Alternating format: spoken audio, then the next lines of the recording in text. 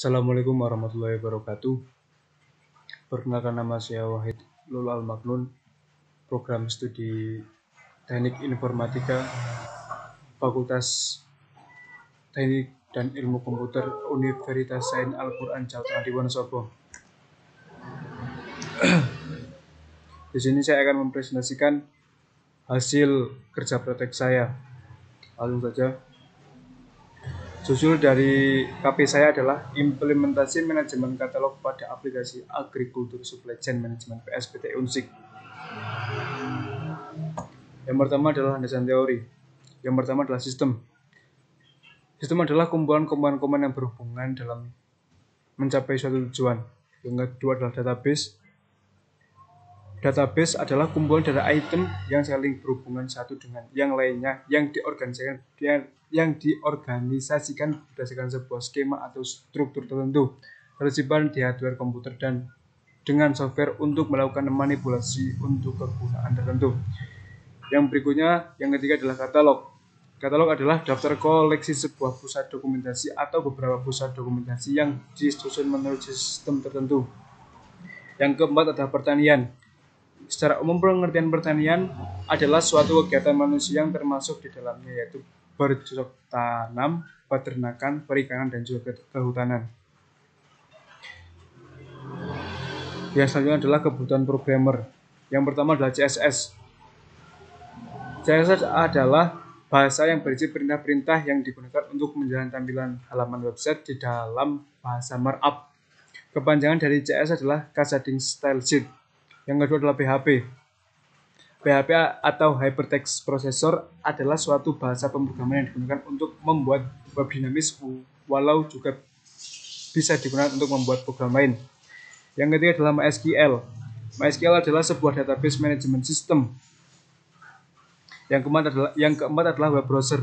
Web browser adalah perangkat lunak atau software yang digunakan untuk mencari, mengakses, dan menampilkan halaman web, terutama situs-situs website dan konten lain di internet. Yang selanjutnya adalah analisis dan pembahasan. Yang pertama adalah analisis kebutuhan fungsional.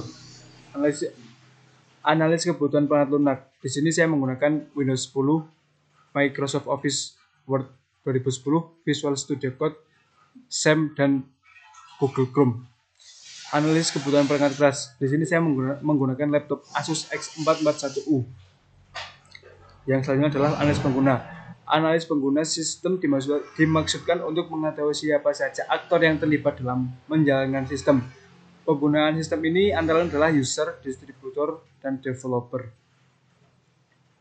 Yang selanjutnya adalah kebutuhan fungsional. Analis kebutuhan data. Yang pertama adalah bibit. Fungsi dari bibit adalah memilih bibit yang cocok ditanam untuk petani sesuai dengan musimnya. Yang kedua adalah pupuk.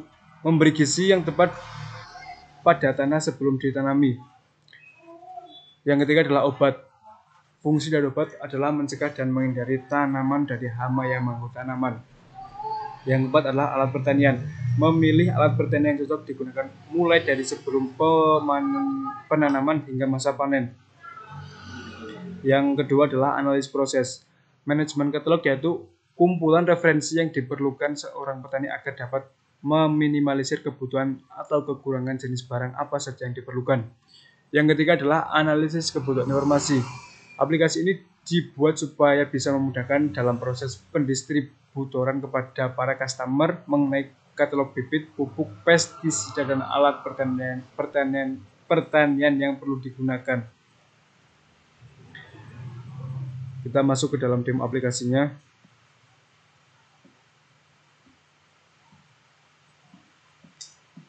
Ini adalah tampilan homepage. Di dalam homepage kita dapat langsung melihat beberapa katalog yang sudah kami tambahkan. Di sini ada pupuk, alat pertanian, pestisida, hingga bibit. Kita lihat produknya, misalnya pupuk urea. Nama produknya adalah pupuk urea dengan rating 5. Deskripsi produknya, produk untuk padi. Harga setelah diskon adalah 185.000 dan harga sebelum diskon adalah 200.000. Di sini saya tidak akan menambahkan ke dalam keranjang karena modul keranjang dan login akan dibahas oleh programmer yang kedua. Langsung saja kita masuk ke dalam panel admin. Username admin, passwordnya admin. Di sini ada tombol panel admin, kita langsung klik saja. Di panel admin kita dapat menambahkan kategori maupun produk. Sebagai contoh kita akan menambahkan kategori.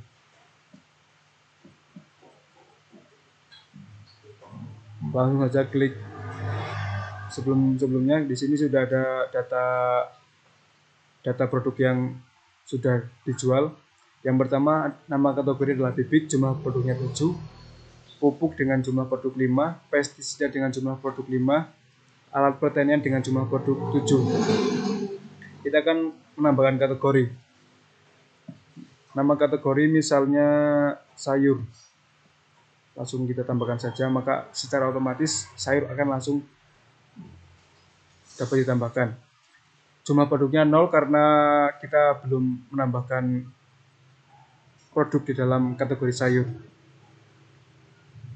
Sebagai contoh, kita akan menambahkan produk di dalam kategori sayur dengan cara tambah produk. Nama produknya misalnya bayam, pilih kategori sayur, deskripsinya ini adalah bayam, ratingnya misalnya 5, harga sebelum diskonnya misalnya 10.000, harga setelah diskon misalnya 5.000. Selanjutnya kita pilih gambar. Sebagai contoh gambar yang ini karena belum menjadi gambar bayam. Lalu klik tambah.